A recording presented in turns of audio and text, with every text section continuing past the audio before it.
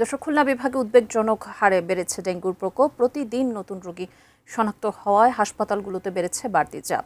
Khulna medical college হাসপাতালে আছেন আমাদের বিভাগীয় প্রতিনিধি মোহাম্মদ অসীম। বিস্তারিত জানতে সরাসরি যুক্ত হচ্ছি তার সঙ্গে। অসীম, একটু জানাবেন কি পরিমাণ ডেঙ্গু রোগী সেখানে ভর্তি রয়েছে এবং চিকিৎসকরা কি বলছেন?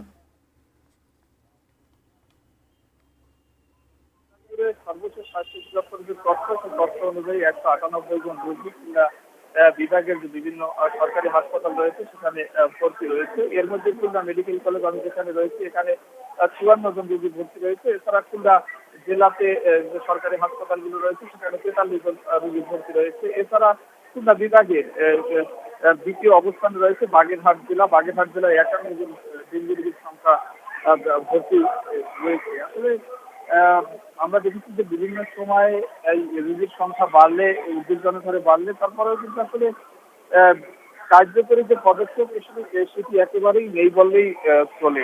আমরা কথা বলেছিলাম স্বাস্থ্য অধিদপ্তরের সঙ্গে এবং খুলনা মেডিকেল কলেজ হাসপাতাল যারা কর্তৃপক্ষ রয়েছেন তাদের সঙ্গে।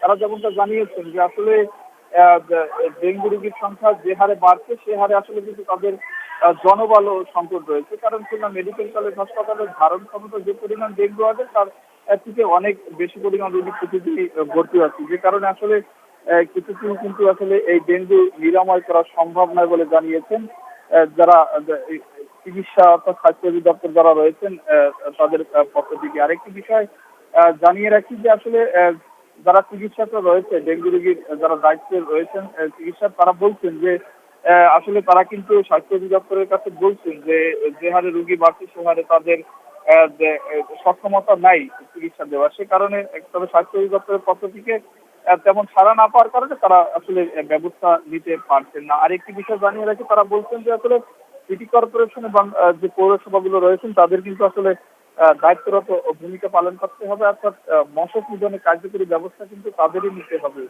তাছাড়া কিন্তু এই ডেঙ্গু নিরাময় এবং ডেঙ্গু রোগীর সংখ্যা কমানো সম্ভব নয়। আমার কাছে আপাতত এই ছিল মন্নি খুলনা মেডিকেল কলেজ হাসপাতাল থেকে ডেঙ্গু রোগীর সর্বশেষ পরিস্থিতি।